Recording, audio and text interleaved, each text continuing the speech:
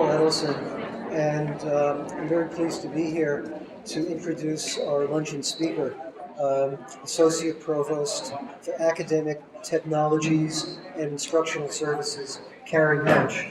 I've known Carey for a long time, and he's a resourceful, methodical, and imaginative leader. His most immediate task is preparing for the launching of Open SUNY, our university's new cross-campus academic initiative that will take online learning to scale. And this is a large part of what he will be discussing today. Most of us, however, have known him through SUNY Learning Network, which he administers and leads with meticulous care. SLN, as it is called, serves as the portal for online degree programs based at more than 30 individual SUNY campuses, of which Stony Brook has been a member since 2012. Thank you, Chuck Powell. SLN offers course development services, faculty training, and assistance to students and to campus administrators, not to mention an array of quality control measures. It also serves as the single visible face of all SUNY's online offerings. These number over 100 academic degree programs at the associate, bachelor's, and master's level, enrolling over 200,000 student enrollments each academic year. SLN under Carey has been the recipient of prestigious national awards from the National University Telecommunications Network, from EDUCAUSE, the Sloan C Foundation, and the U.S. Distance Learning Association. Clearly, with this impressive foundation, Carey Hatch is superbly equipped to lead us into this brave new world of Open SUNY, distance education, and open courseware. Ladies and gentlemen, conference participants and guests, please join me in giving a hearty welcome to the Associate Provost, Carey Hatch. Thank you.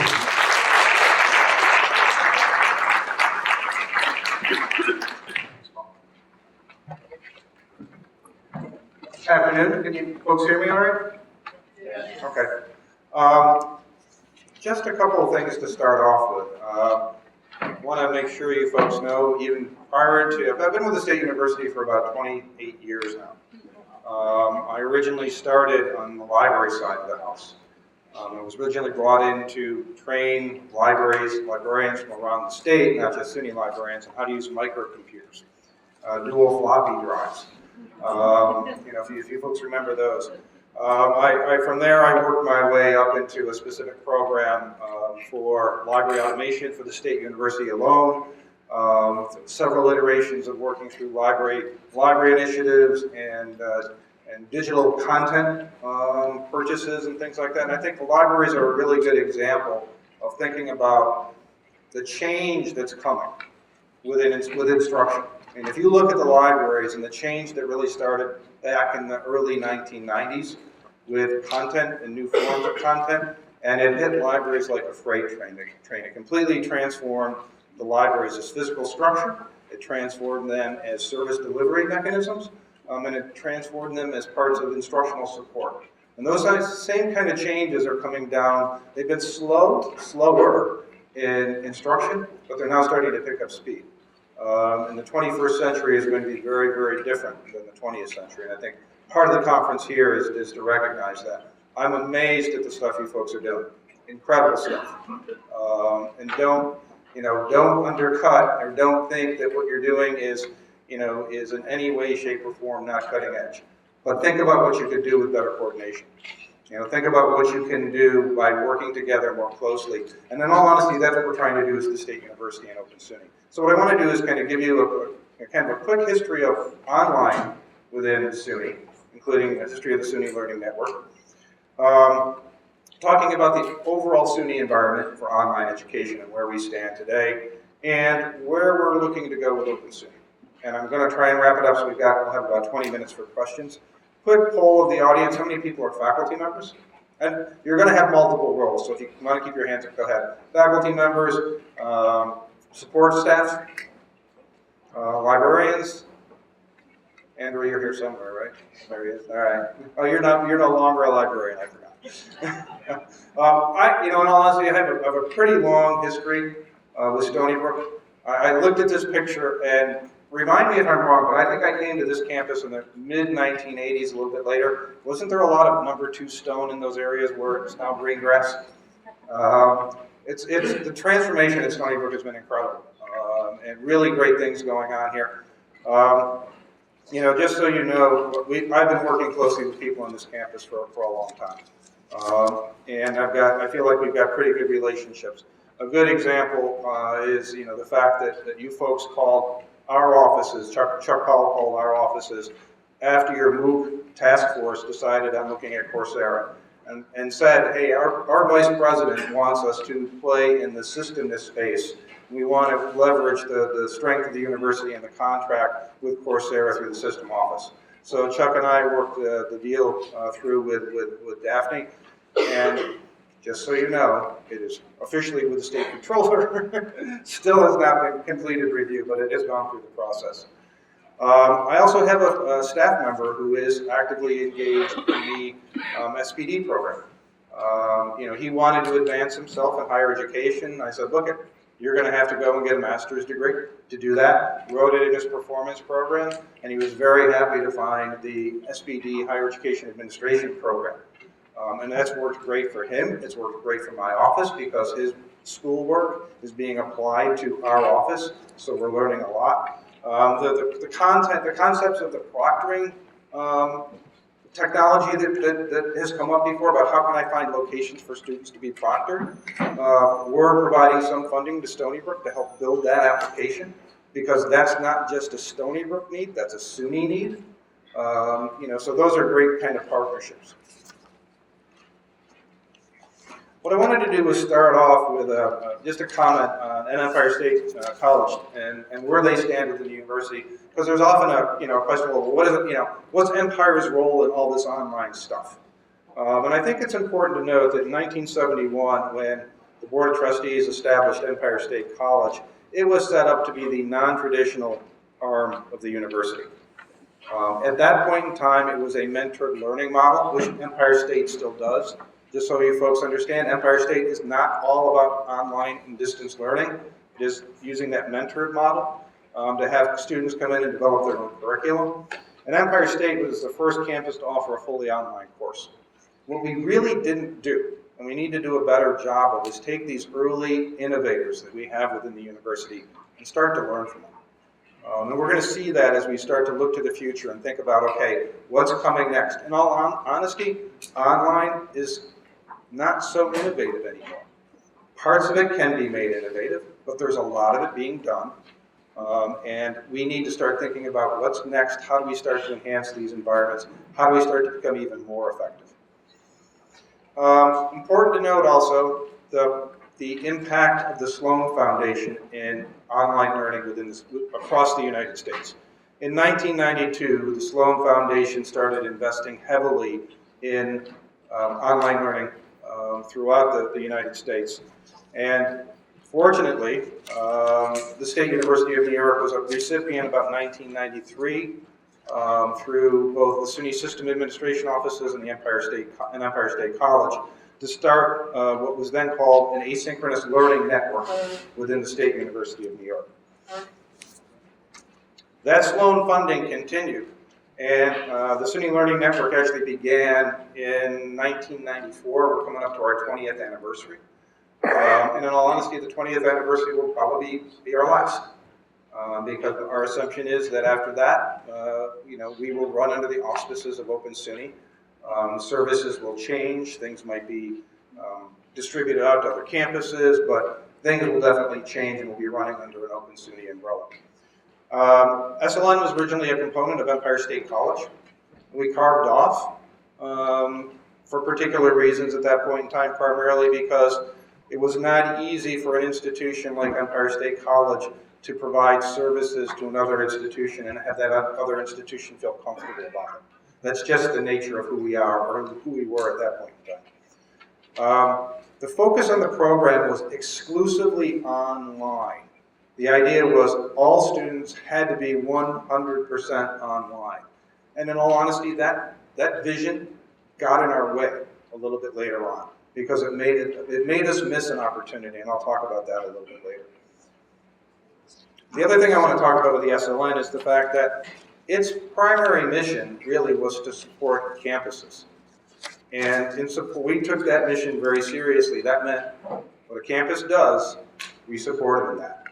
So if one campus wanted to go to the left with their online distance learning program, and another campus wanted to go in a completely different direction, we supported that. And we said, hey, that's their strategic direction, that's what we're supporting. We're starting to change how we're looking at that now. Because supporting every campus to do everything they want to do doesn't necessarily benefit the system. So we're really rethinking that as part of Open SUNY. The original application for Open SUNY, or for SLN, was a homegrown Lotus Notes domino system. How does that resonate with you folks? Are you done yet? Is it over? Did we put it to bed? It's great application at the time. We did wonderful things with it. We became very enamored with it. At the same time, we couldn't keep up with the development that was required, that the campuses wanted to see us do.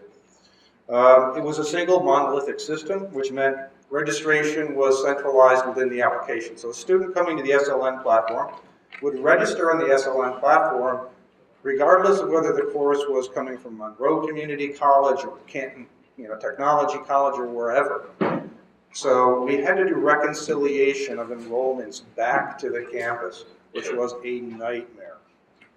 We had to do it at the end of the semester, and we could never figure out who dropped, who added, and it was just terrible because we had actually had a financial model that said we're going to charge you for enrollments.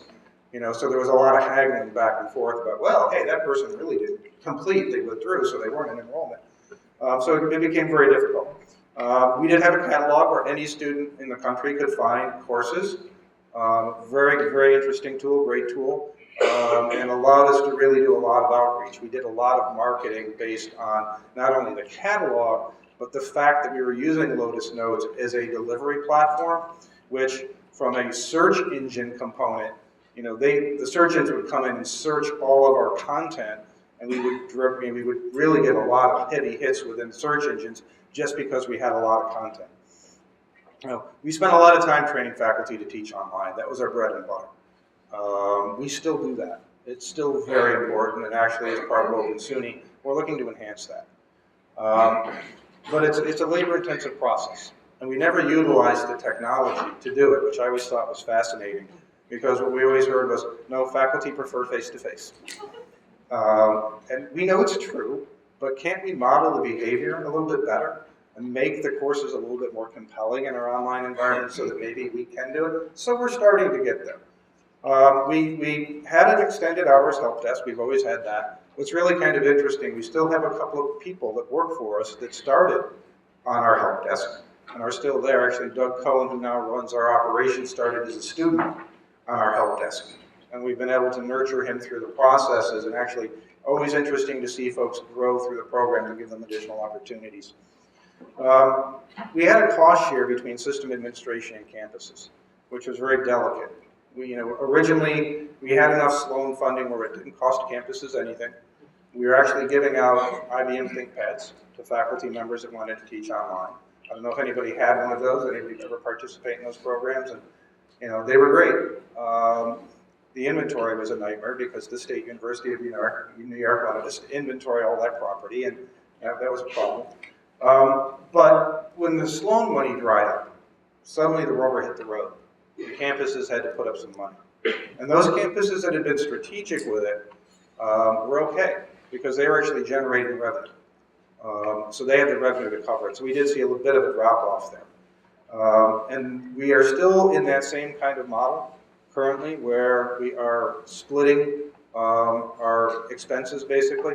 So right now it's about a 55-50 split, with the campuses coming in with about 55% of the expenses to support the SUNY Learning Network. Part of the issue is that as we add more campuses to the SUNY Learning Network, our state dollars don't grow. Actually, they've been cut just like yours have. So there's less of a split to go to the campuses, and the campuses have to pick up more of the cost. So it's kind of, like I said, it's a very delicate business model. In 2006, there were some significant changes. I don't know if you folks remember these kind of times, but we knew the Lotus Notes was at its end of life. We couldn't keep going with that. We had campuses. We actually had kind of we had two religious wars going on at that point in time. We had our fully asynchronous camp that said, no, we have to keep our fully asynchronous split from our blended or web enhanced. And we had our other side of the house saying, no, we have to embrace the full modality from web enhanced, blended to fully online. And we started to see campuses, that's where campuses actually started to adopt more of the commercial learning management systems.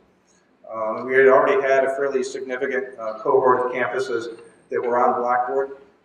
We had a couple of campuses that were on Angel. And what the SLN proposed to do, and what I find it fascinating, was to develop what they called SLN 2.0.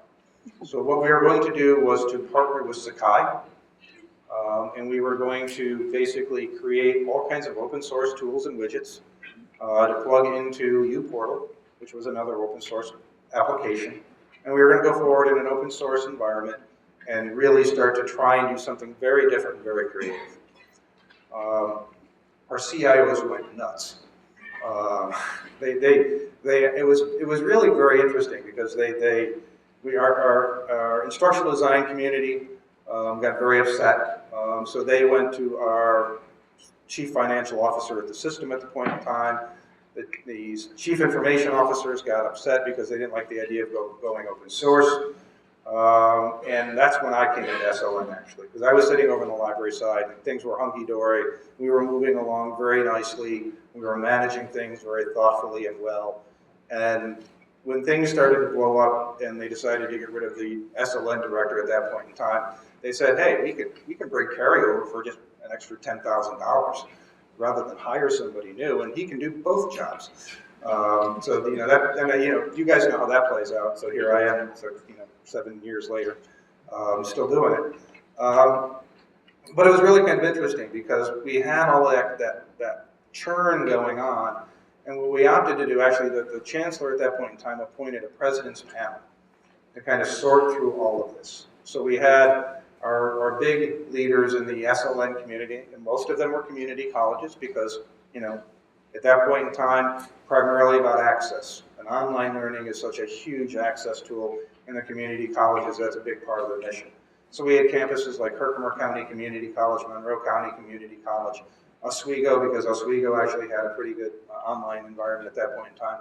President's panel making that up, and Empire State College, because Empire State College was clearly the leader at that point in time. They represented at that point about 50% of all the online instruction in the university.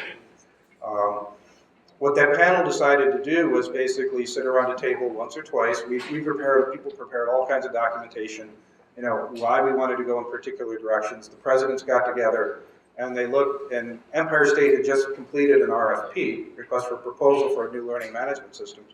And basically all this paper was being put in front of them. The presidents kind of looked at each other and went, well, how'd that RFP come out? And Empire said, well, we opted to go with Angel. And we just said, okay, that sounds good, let's go. So we basically said, all right, we'll go Angel. We immediately began a negotiation with Angel, but for the State University of New York. And we had another contingent say, but wait a minute, we've got these Blackboard contracts that we've got, Stony Brook, Buffalo, Albany, and a few others. Why don't we do another contract with them? So we're actually negotiating 2 contracts at the same point in time. So even today, we have one contract now because Blackboard bought Angel. Which is another story in itself. But it was a really interesting time, and what I find interesting now is a lot of those same CIOs that were adamantly opposed to open source are now the ones saying we should go open source. So we're trying to figure out the balances as we go forward of commercial product, open source product. How do we make everybody in the university happy? How do we make it work for the students? Primarily, how do we make it work for the students? So in 2006, we began migration from Lotus Notes to Angel. That was completed. And the President's Group also told us to change our business models. Before, as I said, we had a business model that said if you had an enrollment, you paid for that enrollment, and it covered all the services, soup to nuts. If you didn't use a service, too bad, you paid for it anyway. That didn't hold up well with presidents. They wanted an a la carte menu, which is really, in all honesty, very difficult to build, but we did it. So our a la carte menu today, it still exists, includes marketing. We have 31 campuses in our marketing program. We have a help desk service, and Stony Brook does participate in our help desk service. It is 7 days a week, but it's not 24/7. We've done the analysis on the 24/7, and it would cost us about double to cover the hours that we don't cover currently, and the cost per call would go up dramatically. We are talking about it again as part of Open SUNY, however, we're going to figure it out. We have our education and faculty development programs. We've got about 30 campuses participating in those, and application support and hosting. We're now hosting 32 campuses on either Blackboard or Angel. And we are working to get as many of the Angel campuses as possible over onto Blackboard. Our hope is that we will have 50 plus campuses onto Blackboard, but by the time we get there, it's going to be a different world. We know that. So we're also keeping our eyes on the horizon, what's different, what's changing. But we'll continue to go down this path because our hope is the more campuses we can get onto a single platform at one point in time, the next migration to something else or the next implementation of a tool or infusion of a tool into those environments will be a little bit easier. What we're finding right now is compared to the Angel, the Lotus Notes to Angel migration, the Angel to Blackboard migration is very easy. The standards are there. We can export courses and more easily than we could in the past. We can import the courses. We all now have access to another tool called Explore, which is part of our university-wide Blackboard license. And Explore is a content repository that sits over top of Angel, Blackboard, and Moodle rooms. So if a campus is in any of those environments and they have the Explore license, as we all do within the university, they can put their course content into Explore. And then when they do their migration, you're just exporting the shell of the course and importing the shell, and all the content, which is always difficult in a migration, resides in one location. So we're finding that's really making the whole migration issue much easier. Let me see if I'm forgetting anything. The other thing I do want to talk about is our relationship with Blackboard. It is something we nurture, we work hard at, primarily because we think it's strategic. We are able to, hopefully you folks are using the Blackboard mobile license. That is something we were actually able to negotiate very aggressively for the entire university. So any campus on Blackboard or Angel now has access to the Blackboard mobile learn license at no additional cost to the campus. So those are the kind of things we can do to leverage our relationship, and those are the things we're going to continue to do. The other thing I wanted to mention too is that I did talk about the 4 fee programs that we have within the SUNY Learning Network. We also have some that there's no fee associated with. So we have a very nice course catalog, and that's a great story. We were using a commercial product called Acalog for our catalog. We didn't like it very much, and we decided actually to go back to our roots and build one. We built it in Ruby on Rails, which is a rapid application development platform, and we're hosting it in the cloud in a tool called Heroku.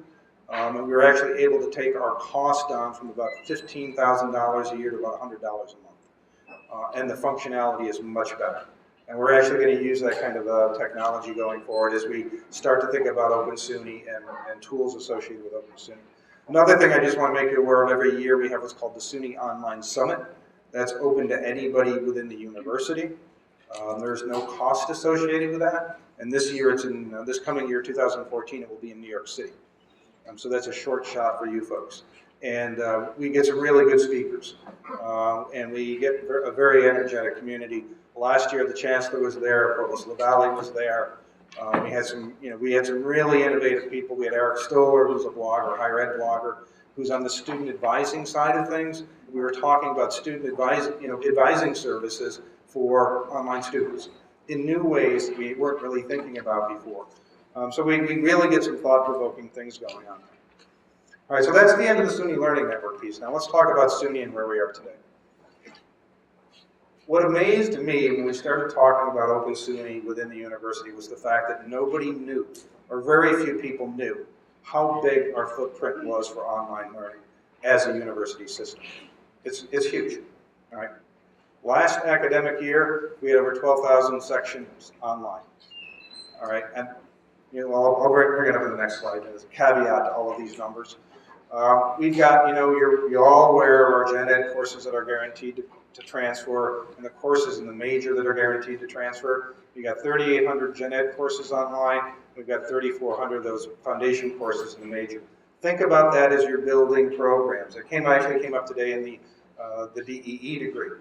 You don't need to have all those gen ed courses online or those under the lower level electives. We've got a ton of them. Let's not recreate anymore. It was kind of embarrassing at one point in time. We had a university from Mexico come in, and we were talking about the great things we did with the SUNY Learning Network. And we put up this number, and one of the people said, well, how many Comp 101 courses do you have? And I said, well, about 150. And he said, well, how many times has that been developed? And I said, about 150. And he just kind of looked at me like we were crazy. So we have to start thinking about those kind of things. I mean, everybody wants to develop these things, but let's at least leverage some of what we have and not start from scratch. And we do have community colleges that are really looking to put 2+2 programs together with university centers and comprehensive colleges, and then bachelor's to masters, masters to PhDs. I mean, the nursing program is a great example. As we're stepping back and looking from an Open SUNY perspective, we're going, well, gee, we've got these associate level courses that feed into the RN. Then we've got all these RN to BSN programs. We've got a bunch of master's nursing programs online. We've got some DPN programs, but none of them connect. How do we start to bring those pieces together so from a system perspective, we're feeding our students through the process and presenting them a clear path. Students in online course sections, last academic year, the ones that we have complete data for, 11-12, 201,799 enrollments, pretty significant. 86,000 unique students. So that's basically the unique students. We've got 86,000 students taking courses online. And I will put a big caveat that the report is incomplete. We've got 5 or 6 major online providers that are not reporting data. So our numbers are much larger than this. Now, this places us in the top 20 in the EduVentures online market report that comes out every year. So here's where if we were counted that way, we would be basically number 18. And if we had all of our numbers in, we would probably be closer to 60. And this is without even coordinating. This is just people doing what they're doing. So we're pretty high up there. We've got an incredible foundation to build from. And thinking about what we can do as we build on that is really exciting. It's a degree level.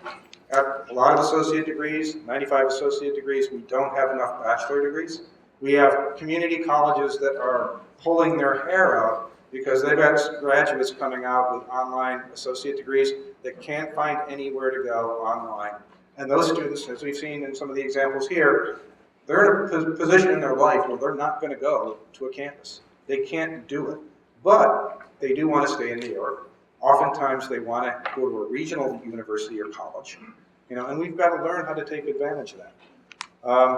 We've only got 22 master degree programs. That number's growing on a regular basis now. And in all honesty, professional master's programs are just, if we're not doing that, why, that's ridiculous. That's a huge market. Those are proven students. They know what they're doing. They're going to succeed, and they want to get more education. So that's a huge market for us, and I can't believe our comprehensive colleges aren't really understanding that yet. They're starting to get it. You folks, have got some good programs going on at that level, more than I'd actually thought. I think people are starting to understand it. We are losing graduates, we are losing students to other suppliers. We do know in the Rochester region, RIT is very aggressive, St. John's is very aggressive in working with our community colleges there, Cuba College, to work with those campuses to get our associate degree graduates into their programs. And we're not meeting that need. What I wanted to do was talk to you about some disruptions that are going on. Because it's not just about what we're doing and all the nice things. The market has changed dramatically. The market is getting crazy. All right, show of hands, who's heard of Udacity? All right, everybody's heard of Udacity. What about Sailor.org? Okay, a few. All right, Sailor's interesting. General education courses free online. And they're pretty good. They're really pretty good. Actually, Empire State College has a prior learning assessment grant that they've gotten from the Lumina Foundation, and they're looking at Sailor courses, and they're trying to determine if somebody comes to them with credentials that say, I completed a Sailor course, are they going to grant credit for that? So that's kind of interesting. Now, what does that mean? And these are the issues that we have to deal with. What does that mean for you? If Empire does that, and we've got the guaranteed transfers. And we've got to think about that. Our take right now is that's probably not going to fly because the instruction wasn't delivered by that institution. But we have to do a better job of thinking about what's realistic here. Because students are looking at this primarily because the edupunk movement, student loans, people are saying, you know what, I don't need to pay for education. If what I really want is education, I can get it somewhere else without going into debt for it. The first 2 years of college, dirt cheap on the street. It's everywhere. And that's pretty frightening. And what are we going to do about it? The Open Learning Initiative, how many folks are aware of that one? Yeah, great stuff. Carnegie Mellon, adaptive learning. They've spent a ton of money to develop some really great courses, self-paced. Students can go in, mastery-based, adaptive learning. The student just keeps going and going until they complete. When this first came out, a good colleague of mine, Dr. Peter Shea at Albany, said, well, heck, and CMU had great statistics showing success. And my colleague Peter Shea said, well, it's a CMU student. You can hold them underwater. They're going to do good. So actually, the Ithaca Foundation in Mellon came to the State University of New York and said, would you be interested in doing a study with us on these courses with your community college students? So CUNY and SUNY both volunteered. We used the Open Learning Initiative Statistics course. And we had open hours for faculty. We didn't require students to go, but we had a mentor that they could go to if they felt that they needed it. Some students did, some students didn't. Campuses did an assessment of student learning based on from the face-to-face course and the Open Learning Initiative course, and the statistics showed no discernible difference in learning outcomes. The technology is starting to become available where good adaptive tools exist. Where students can go into self-paced modules and get high quality engagement. What about the one with the birds, the tweeters, and that one? Do you know what that one symbolizes? I had to put it up there because I get kind of freaked out all the time about the talks about Udacity and edX and Coursera with MOOCs. That's actually what was used as kind of an example of the first MOOC, which was a CMOOC, a connectivist MOOC that George Siemens did out of Canada. And they're not, that came out of more of the community of inquiry practice that Linda had talked about, where students kind of pick their own path, they pick their own tools. You're not in a monolithic environment. You're using social media tools, you're using Twitter, you're using blogs, you're using Facebook, you're using all these tools, and they're aggregated through one thing called Grasshopper. So that was actually the first MOOC tool that was ever used. And it wasn't about high quality video, sage on the stage kind of stuff. It was about more student-centered, more focused activities with students engaging students. Khan Academy, I'm sure you've all heard of before. What about College for America? That one's really interesting. coming out of this Southern New Hampshire University. If you haven't seen what Southern New Hampshire University has done, go look. You know, a downtrodden, on the outs, small college in New Hampshire went online and went aggressive, and they have saved themselves. They are now making significant amounts of money. They're investing in their physical location, and they are starting to experiment on the edges. And this is one of their experimentations. It's basically a competency-based associate degree program. They went out and partnered with 20-some corporations within the United States and said, what do you want from an associate level graduate? And they worked with those companies to identify it. They built it around some frameworks that the Illumina Foundation has. And it's really kind of compelling. They've got 9 categories and 120 distinctive learning outcomes that they've identified. And the student engages in activities to demonstrate the learning outcomes. And they're assessed on that. And once they've met the assessment, they are good to go. It's not about credit hours. It's not about Carnegie units. It's about getting down to true competency-based learning. And the federal government is backing them with financial aid. And you know, everybody's kind of looking at it and saying, okay, where's this going to go? What's really kind of interesting too, I mean, you guys are doing the first Coursera MOOCs. Thank you. Appreciate it. And I think it's really interesting to see how people are responding to that. There is a lot of fear. There's a lot of concern. There's also a lot of excitement. What I found was really interesting was, you know, having people say, well, wake me up when people start to offer it for credit. Guess what? Didn't take very long. You know, Georgia Tech, Udacity, and AT&T partnering together for a computer science degree program, master's program at $7,000. That's pretty significant. The Illumina Foundation and Gates actually has funded a couple of meetings of state university system representatives to start to talk about MOOCs and the impacts of MOOCs. I've gone to 2 of those meetings. Very interesting, because public university systems' mission are to serve the people of their state. And we have to think about how to do that. And we have to think about how we can do that at a broader scale than we currently do, because we need to educate more people.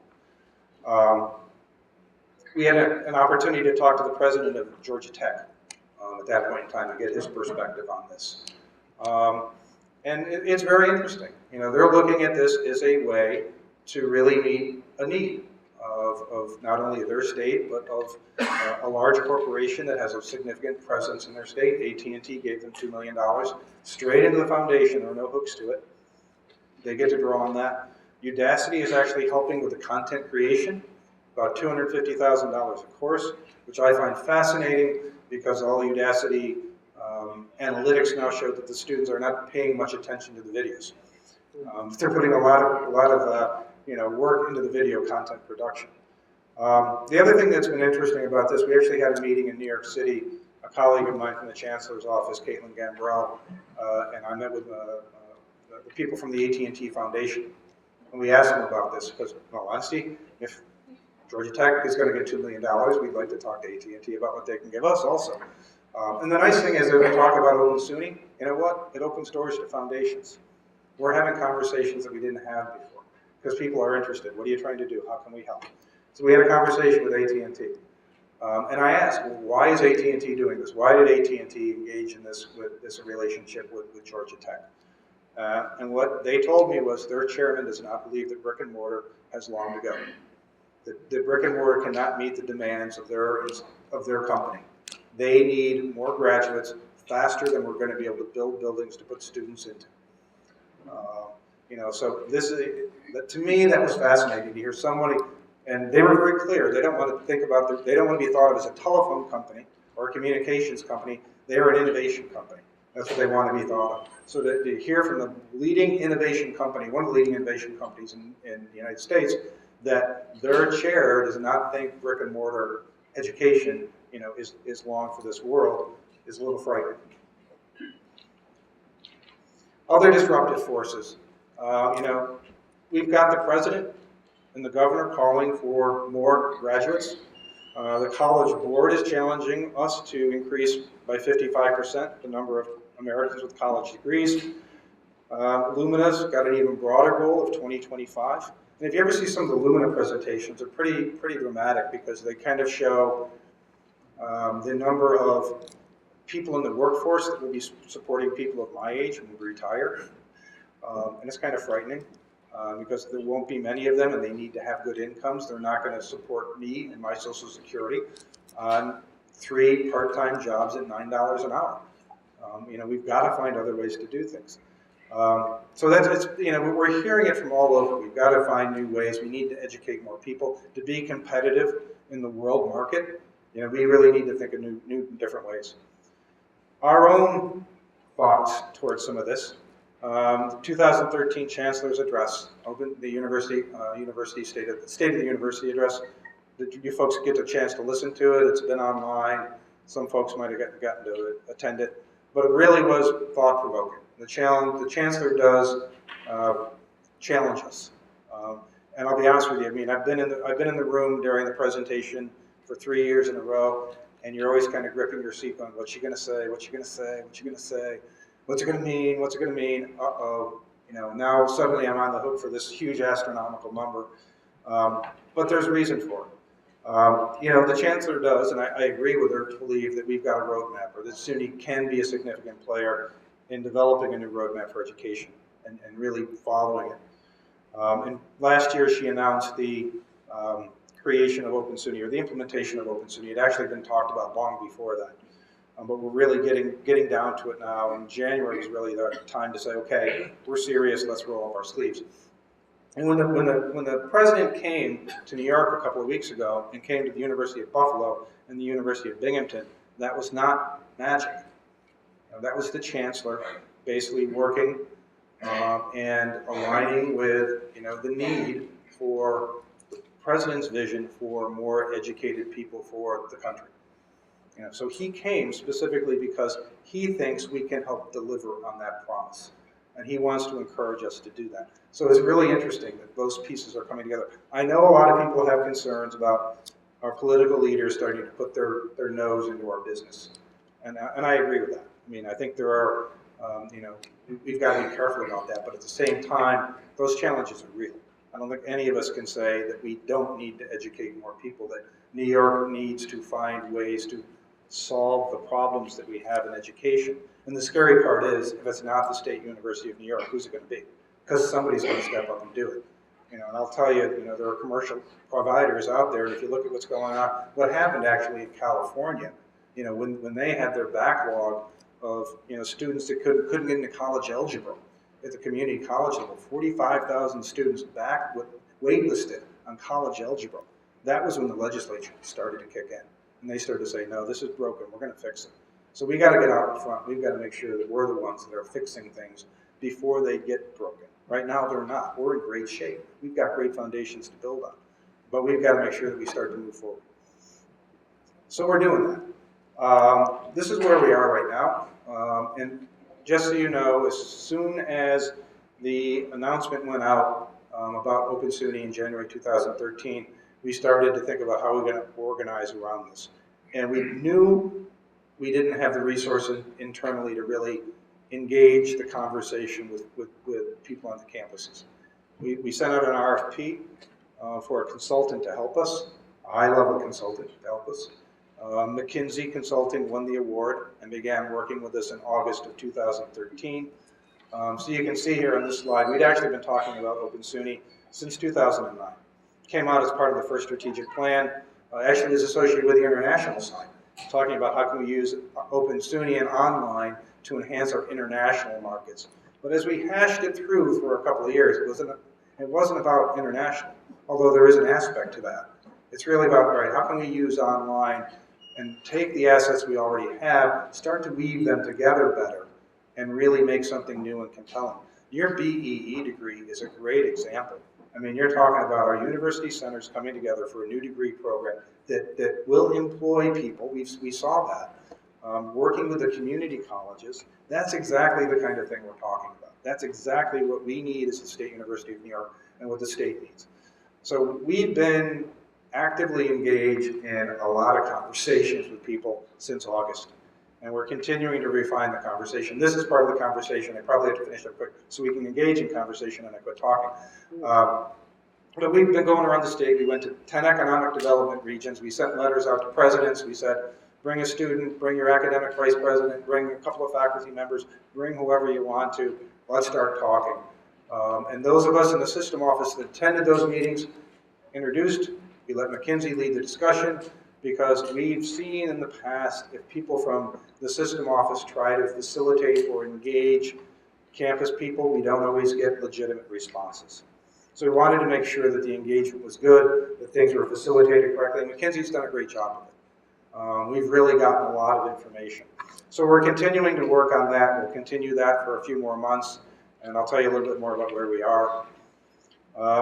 These are the areas we're really looking to hit on.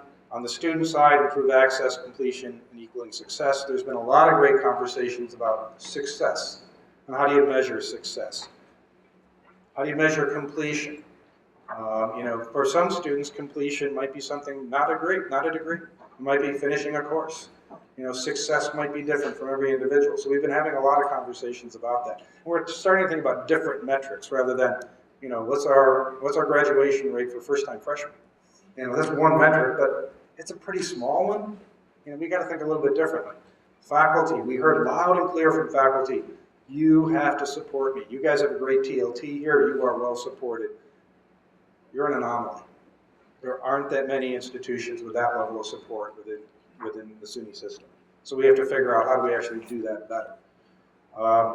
Really interesting conversations around colleges and universities and your branding. What everybody was afraid of was that the system was going to come in and homogenize everything and everything would be branded one way. And what we're trying to make people understand is that's not what it's about. We have to figure out how to increase your brand and your expertise, your particular niche in an online space. We also have to talk about meeting the demand and the needs of employers and the society for the 21st century. That's really interesting because we're getting down in the weeds and we're really getting down and dirty on this one. We've got talking about it here. We're talking about it Startup New York, with that initiative. This is a level that we haven't talked about before. And what's really been interesting for me is in the conversations we've had with companies like AT&T and Apple about, all right, what do you want from our graduates? And it's like, yeah, we want that kind of critical thinking skill set that comes from your traditional liberal arts, but we also want a heavy technology focus. We want students to be able to really work with technology, to do some of the collaborative things you folks have talked about today, and to really work in different ways across borders in online environments. So a lot of what you're doing fits those spaces, but it makes me wonder, what does it mean for our general education curriculum? Do we need to really dig into that again? It's the 21st century now. Where do some of the pieces stand, and how do we actually start to build programs that make sense, so that the kids who are getting our communication degrees have an opportunity to actually get a job now? Because I know, I show some of this stuff to my son, who's got, he just got his associates at 25. He's one of those typical musicians. He's been kicking around. But he's got a lot of friends of his that, have bachelor's degrees, but they're no better off than he is. So he's saying, why should I go back and get my bachelor's when Tom got his degree in communications and he's working as the bar back at the beer abbey? So we need to think about, okay, how do we actually get our degrees more valuable? And that's not just for the state, that's really for our students. I think there's a need there for the state, but we also have to think about what it means for our students. This is a really compelling slide, and I love this slide. It really talks about, what are the opportunities? We've got 6.9 million people in New York State that have a high school degree but no college. And I know many of them are probably not prepared for college work. Many of them probably could be relatively easily. Many of them probably are. How do we get to them? How do we reach them?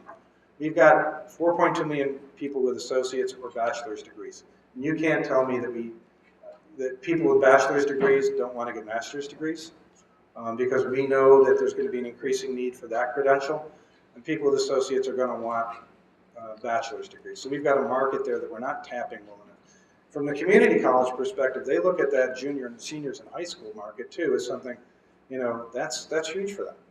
And you folks were also talking about high school programs, right? Programs we can deliver online to the high schools rather than AP courses. Why aren't we doing that? Why aren't those coming from the State University of New York? Here's our Open SUNY vision. It's a straw man. It's all in the works. Please don't think any of this is done. Do not come back and tell me, but you said in 2013 it was going to be this, because it's changing daily. But this is our current vision. I'm not going to read it to you, but it's really, again, access, completion, and success. As we started talking, we identified areas that we knew we needed to have services in across the university. And if you can't see it there, but there are actually 64 logos in that one big circle in the middle. Somebody worked hard to do that. I don't know why, but it's there. But we're talking about various student supports, academic initiatives, campus-wide initiatives and supports, and faculty supports. I can drill down on some of those pretty quickly. But as we've had conversations, we've exploded that out. Part of the engagement we've had with campuses, we've really started to say, what do you think about student supports and what do they mean? Some of the areas that I'd like to call your attention to, up in the top, I guess would be your right-hand corner, prior learning assessment, competency-based. Those are areas, again, that we know we're going to get to eventually. They're not going to be part of Open SUNY immediately, but somewhere along the way, we're going to have to start to look at those things. Empire State College is looking at those, and we have to figure out a way from what Empire learns, how do we segue that back into this other umbrella down here where we've got the Center for Online Teaching Excellence. What we want to do is create mechanisms where we're continually looking to the future and finding best practices, finding effective practices, and wrapping it back to professional development to faculty.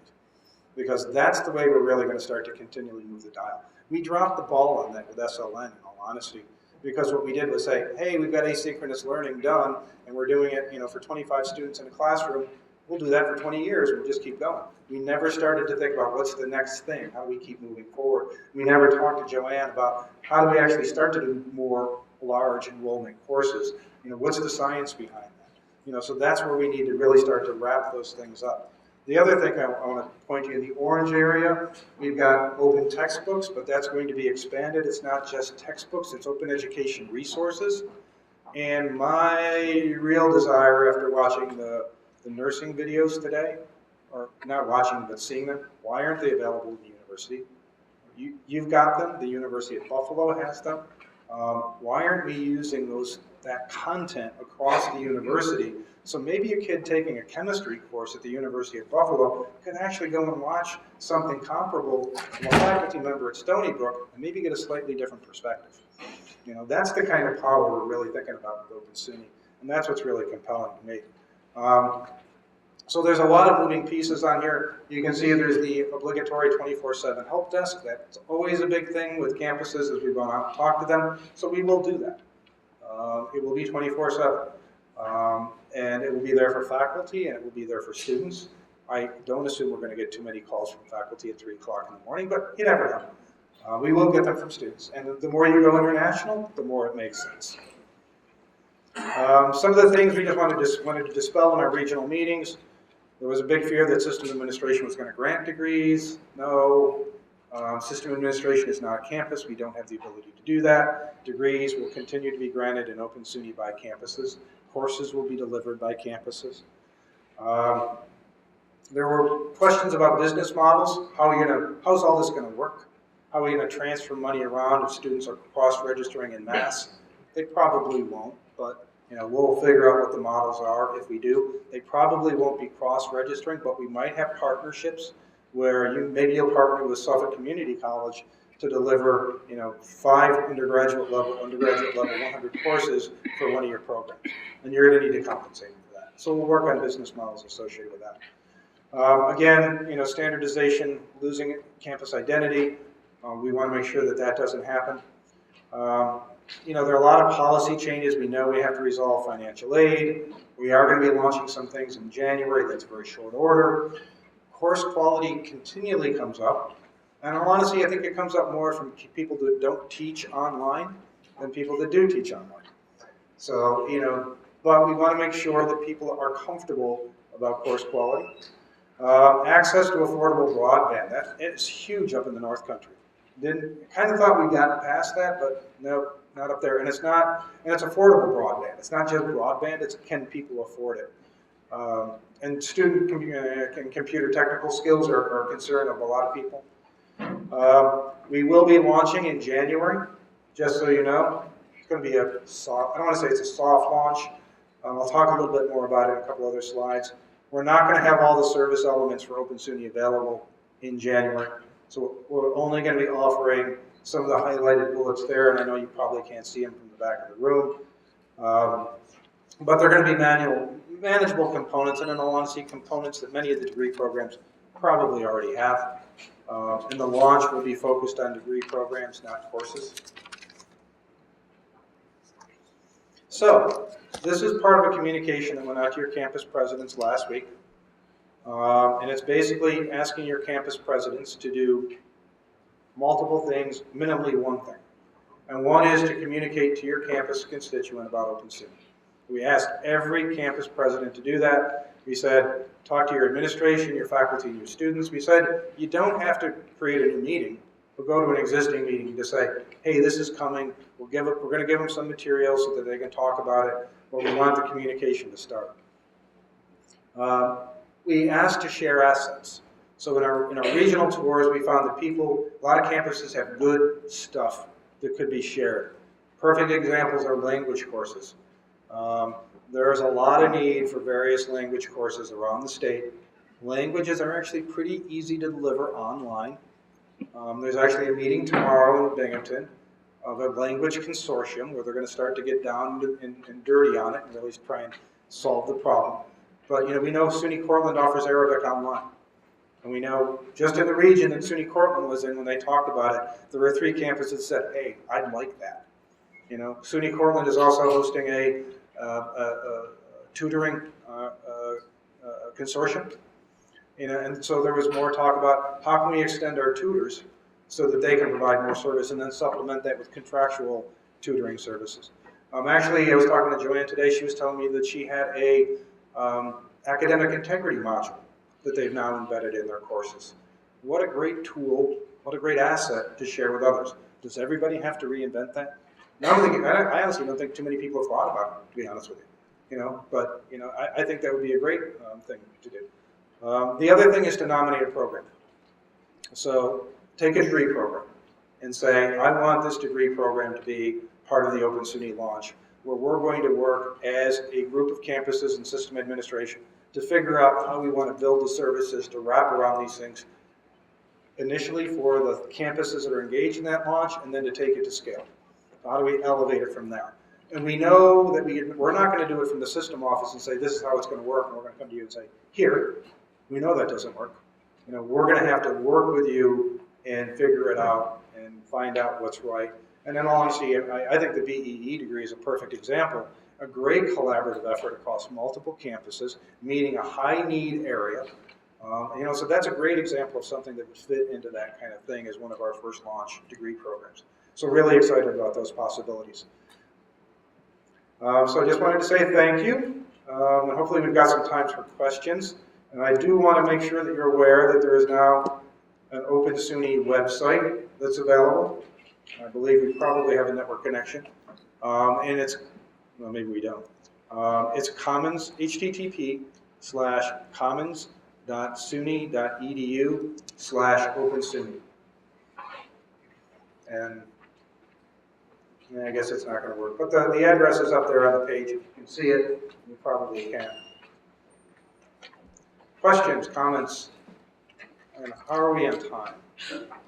And regardless of what Linda said, I do have time. 1:30, 1:35. Thank you very much. It was a great talk. When is the summit in New York City? What's the date on it? I'm sorry? The summit you're talking about? The SOL Summit. Oh, the summit, February, March? Yeah. Thank you. And it's a great, and it's also webcast. And you can actually go back and watch last year's presentations also.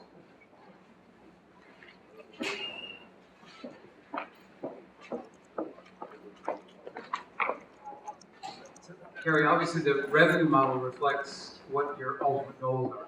So one sort of extreme goal you can imagine is that residential students at all the SUNY campuses are taking courses from all around the system. That's one extreme model. The other extreme model is that you're really not targeting residential students. You're targeting the students who will come in from the outside as non-residential students and consume from the system.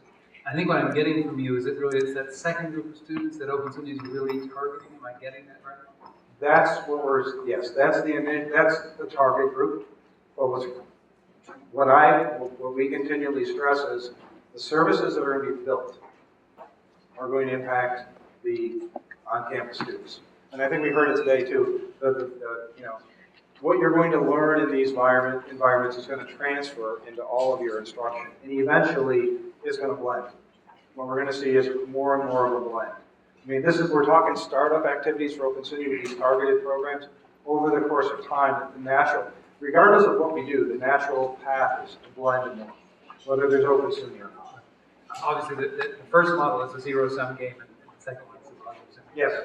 So another sort of technical question, it's in some ways trivial, but ultimately profound in its implications.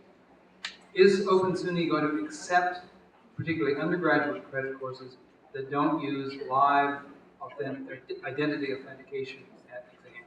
In other words, are we going to accept technological fixes for online identity authentication? We're going to, actually, that came up again yesterday. There's been a couple of webinars recently with some of the accrediting agencies now starting to say we need to do more. So we will follow the lead on that. Actually, part of the reason we wanted to work with Chuck and his crew on setting up some kind of proctoring system as part of that. We're also going to be working with, we're bringing in a person who used to work at Suffolk Community College named Steve McIntosh as a contract worker for us. And part of his responsibilities will be procurement. And we've identified identity verification, tutoring services, online proctoring services, and probably e-portfolio as initiatives that we want them to start to take a look at in terms of SUNY-wide procurement for those services. So we do need to build our suite of tools. And that's obviously one area we need to build. It's going to be a central concern. Proctoring. Because they're just going to talk about it, so let's just get it done. So he was right, and we are going to do that. Carey, I have a question for you. Looking at the model that you have, it appears to me that the curriculum is campus-driven in terms Absolutely. We will, I do want to put out there, though, in some areas we will provide incentives for things we might want to see. Well, But it will still be campus-driven. actually, you went to the heart of my question. What the incentives will be. Will they be monetary incentives or assuming the cost of doing We this? already have the high need degree programs. And the next call for high need degree programs will go out, I believe, in November. Mm-hmm. And we will probably be targeting some encouraging campuses to submit online programs in particular areas. We have our innovative instruction technology grants. We're going to be carving some of those out to say we want particular things, and here's the grant facilities to do that. But that again will be competitive. So, for instance, we want to have an institution like Stony Brook and partner with a community college to deliver a MOOC for credit. And we would probably put incentives behind that because nobody's going to do that on their own. What about a campus that might want to use a MOOC from another institution? From another institution? Right, that would be one. Actually, it's part of the Courseware contract also, so we would want, that's something we're supposed to be looking at also. Yeah, thank you.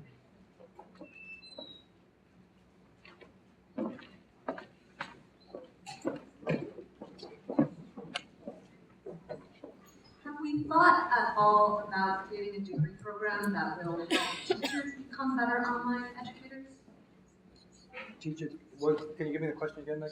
So I'm doing the MOOC and I'm sort of doing it from scratch and I'm trying to think of how I can now help other people. And I'm actually thinking that this would be a really popular degree program to be people that can create MOOCs We're actually for online education. in that Center for Code Pro, what we call CODE, the Center for Online Teaching Excellence. We're actually talking about a variety of programs that would include that kind of various platform. I mean, we're really talking about the MOOC. It's a MOOC, it's a platform, the tools, hard to, but yes, we are talking about that. We'll probably be looking for partners to actually provide certificate programs, credential certificate programs as part of that. One thing McKinsey's been very good about is kind of helping us frame some service deliverables that I think are going to be pretty compelling. And the ones on the faculty development side are actually really good. We're really excited about those. They provide a path. What was really interesting was we had a conversation with Gates yesterday, some of the foundation people from Gates yesterday. And on the path, we had something about creating your online course. And the Gates people were like, well, wait a minute, can we soften it up a little bit in terms of creating, can we instead of creating your online course, can we use it, change the language so we encourage people to adapt modules that are freely available, really pushing on that open education resource piece. And there's some really interesting things going on, like Lumen Learn, where they're developing frameworks for courses where, in module 1, you've got 4 things you can select from. The faculty can go in and select from. So maybe you're building 3 of your own modules, but incorporating 4 from some other areas. So where you don't have to create everything. So there's some really interesting models starting to evolve on that. And if you think about that situation of taking some of those videos like they were using in the nursing program, and again, thinking about having a whole library of those, from a couple of different institutions, how you can plug and play different things, that would be pretty interesting.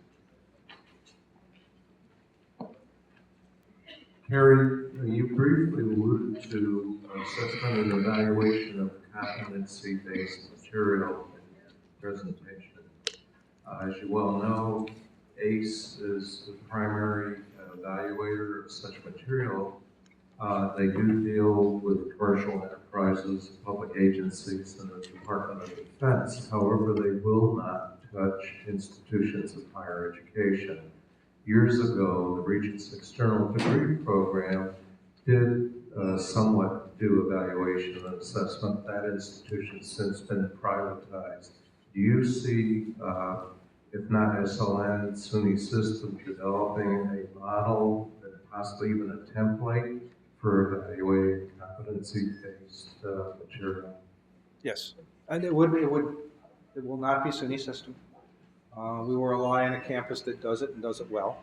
Our assumption is, for instance, even now as we're looking at prior learning assessment, which is kind of a competency-based model on its own. We're looking at what Empire State is doing with the Lumina grant that they have, and we've now asked our Provost Open SUNY Advisory Council to meet with the Empire folks and start to talk about how can we not necessarily scale that, but how can we put a service in place so if somebody wants to look at it and grant credit, the evaluation doesn't have to be done multiple times. But it's still going to be up to the individual campus about what they do in those areas. What we want to do is reduce the effort so that it's only done once within the university.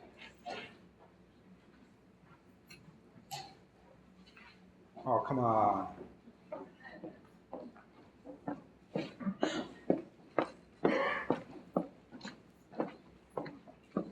Carrie's going to tell me she's going to give me all those videos. Not yet.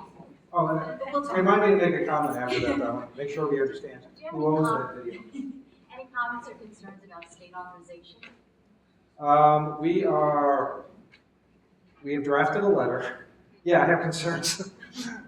State, for those of you that know, they're not actually new regulations. They've been existing for years. We just never followed them. And now the feds are saying, you should follow these regulations, which require anybody who's delivering education at a distance to a student in another state has to register with that other state. In some states, it takes a lot of money to register. And it's a lot of effort. We've been trying to figure out how to do it. We actually sent out blanket emails to all the states, got some responses back. We're good in some states and others we're not. But there's been a new component that's come up on consortium, regional consortium, which will allow us to basically create a relationship with the consortia. The consortia can register with all the states and then we're covered. We need state ed to do that for us. So we are in conversations. We've had a meeting of SUNY, CUNY, KICU, which is the private colleges and universities, the proprietary schools within New York State, And we've all agreed to send a letter to state ed and say, please do this for us. You pick whichever consortium you're comfortable with. We don't care. Just get this done. It's about a $30,000 expense that somehow state ed's going to have to figure out. We'd be willing to pay for it, but state ed's, you know, they don't really have good mechanisms to take money in and all that kind of stuff right now. But yeah, we are working on it. And the letter is in draft. It's gone out to all the people that are going to be sending it. Responses are due today. So hopefully it'll go out next week. And regarding the question about the video, I want to make sure everybody understands.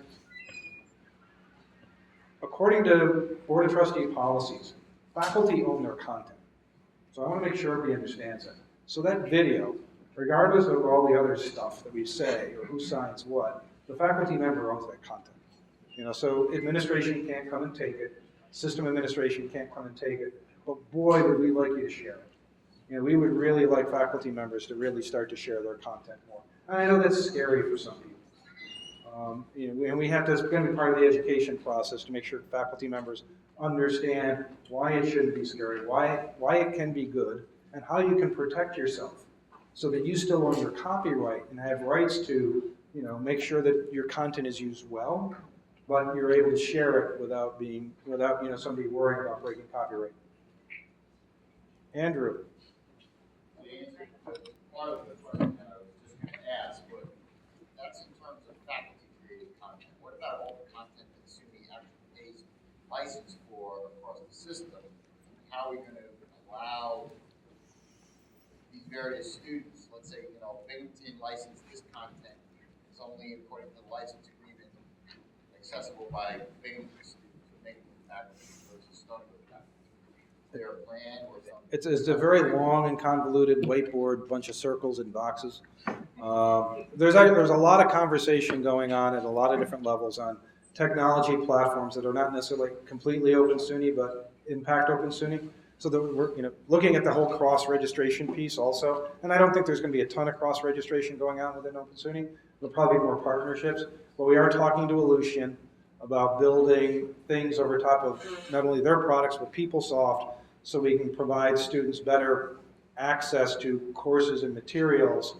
And as part of the process, now part of the problem was student identity, and student identity traditionally hasn't been established until a university-wide identity. A campus identity is established as soon as a student registers, or sooner, but SUNY-wide identity isn't established until the first data feed from the campus to the system.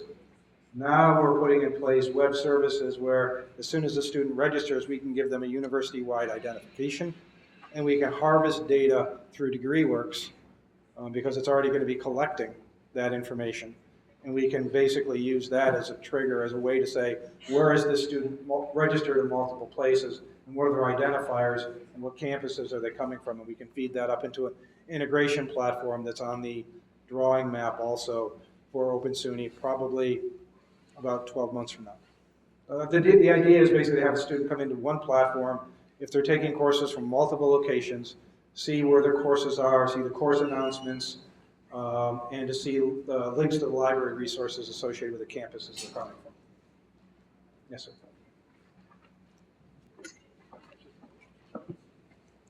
Very basic and naive question. Can students fail a course?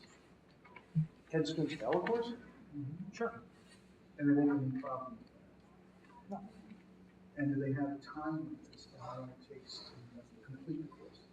Well, right now, in a competency I'm model talking or about in an online model? the open model. Well, the Open SUNY model right now is still the traditional semester-based model. You know, when you start to get to a competency-based model where you're not bound by semester, then it's a mastery-based approach. And you don't care if they fail or not. You just let them keep going until they master the subject. And how is that going to translate across the different specialties or? That's going to be part of the conversation. And so it's a completely new model. And actually, even now, and you know, if you have a chance to talk to Daphne Kohler, I mean, I know she's really excited. One thing she loves about the Coursera model is the ability just to use it's mastery based.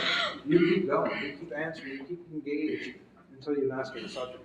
And it's not as if, you know, a faculty member is going to say, well, hey, we're finished with that module, now we're on to module 3. You know, the student can keep working. The tools are still there. Yes, sir. Carey, thanks for this interesting talk.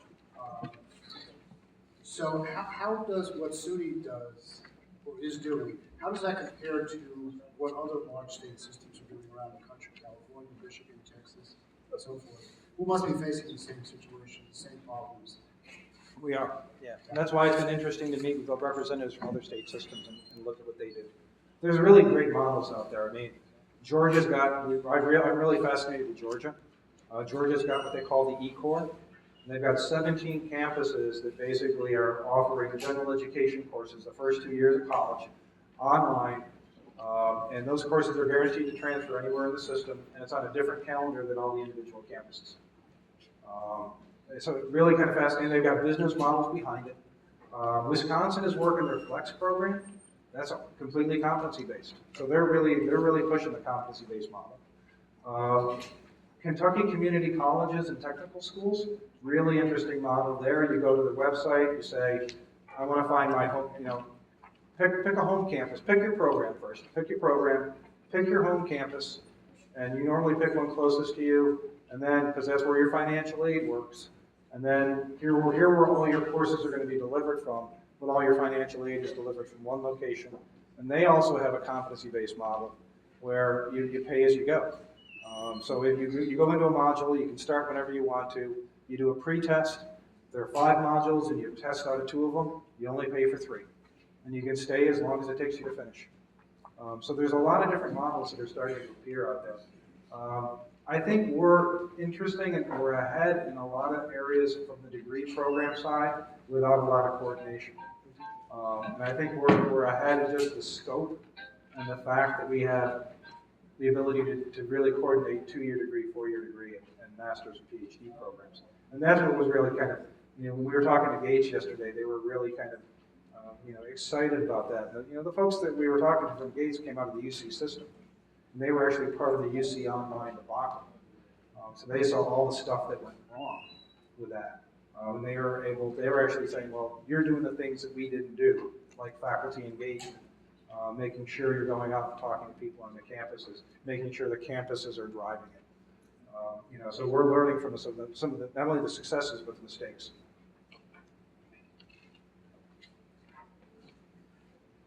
I have a question back on what you said a few minutes ago about encouraging instructors to share what they've done online in the open system. Of course, that is, I was at CIT when they announced that the faculty member owns. Well, it's been that way since the 70s, but just people never believe us. Well, they finally announced it, we're like, wow, they finally said it. What do you have that could encourage adjuncts to share their work? Obviously, if you're a tenured professor and you're an adjunct, you have very, very different concerns. And a lot of us who teach online are adjuncts. Yeah, and that's tough because it is, well, it depends on the kind of work. I know we're having a lot of conversations about promotion and tenure policies. And how do those change as we go forward? What does promotion and tenure really look like in the 21st century? How do we encourage more open access publications? I mean, Andrew and I have been, coming from the library environment, we're dying on the library side because we're paying for the research that you create, and sell off to publishers. How do we change that model? We're doing the same thing in instruction. I mean, we're replicating instruction all over the place. How do we share? How do we start to collaborate? What are the incentives to do that? Unfortunately, our incentives have always been individual work. And I'm not sure how to break out of that, especially in the adjunct model, except to say, well, you still own it. And if you're not at risk of losing tenure, and I can understand you don't want to do it with your publications, but if you're not at risk with your instructional materials, it might be an easier lift on the instructional side. But there are adjuncts who are at risk of losing health insurance or a meager lifestyle.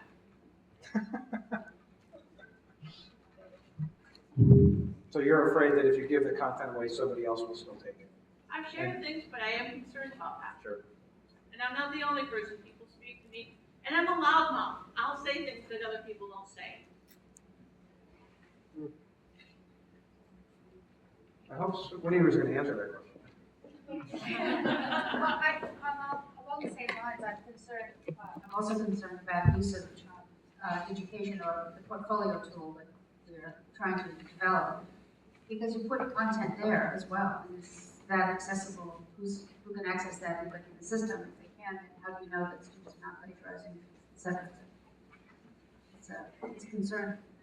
And so, you know, I mean, I do want to applaud you folks for your e-portfolio efforts. They are, they're cutting edge, they're wonderful. I've shown them to the Chancellor, and we're actually talking about e-portfolio as part of the experiential learning activities that the system is going to increasingly engage in, you know, and making sure that there are e-portfolio systems available to people in that environment. With the end of the e-portfolio, that's our e-portfolio system is the authentication process goes a step beyond validation. Yeah, you know, you can hide things within, you can hide your e-portfolio and you can hide things within it and make things private. So other people just answering your question, but I know you're concerned with medical. One more question, and then I'm going to turn it over to my good colleague, Chuck Powell. I hate to cut into Chuck's time, because I know how much he likes to get up and talk to people. Thank you. I found the presentation extremely inspiring. I am a writing teacher. I teach writing 101 in the writing program there at Stony Brook. I was grading papers until 4 or 11 in the morning, so I was a little late and catching up. I am extremely interested in adopting all these wonderful new technologies and pedagogies and approaches and techniques to draw on to teach my students better. And I would also love to cross the fence to participate in these new kinds of initiatives. But I'm concerned and anxious that when we talk about online education, it seems as if a lot of people are posing online versus on-site education as adversaries, as opposed as one as outdated, one is not innovative or not efficient. But for me, I was not grading students' paper until 4 o'clock in the morning because I think that's the best way. But I don't know anything better. I don't think the computer could have done that, otherwise I would have slept. How do you address the concern that both sides, there's something like a two cultures, to use a famous phrase by C.P. Snow, on emerging two cultures? How do you address the concern that we may not be benefiting from both sides? There may not be enough conversation in taking advantage of the best things on both sides. Oh, yeah. Please don't think that I think that online education is the best mechanism for everybody. You know, there is still, you know, for many students, you know, the face-to-face method works very, very well, and you'll continue to have students coming to your campus. But I do think that increasingly students are kind of blending. It was really, in some of the focus groups we had with students, what I thought was really interesting, they actually said, the ones who had experienced online before, said they spent more time writing in their online environments than they spent in their face-to-face environment. But I know as a faculty member who's got to read all of that, you know, and respond to all the discussion threads, it's a heavy lift. And we are looking at other methodologies, and you're sitting next to Eric, and we're actually going to be leaning a bit on Eric and trying to learn from his experiences of writing and assessment in online environments. And this is part of what I find interesting is we haven't solved it. You know, we have to work together to start to figure out how can we make it better. And it's an iterative process. What we want to make sure that we're doing is we're positioning the university to really look forward and start facing the future and saying, how do we become the best teaching, learning, and research institutions we can be moving into the 21st century by leveraging all the resources we have as a university. So, you know, hopefully we can work together on all of that. I encourage all you folks, if possible, to come to the next conference on instructional technologies, where we talk about all this stuff, the SUNY Online Summit, or the SUNY Online Summit, and any of the other activities that will be taking place. And I applaud you for the great work you're doing. It's really tremendous. Thank you, Carey.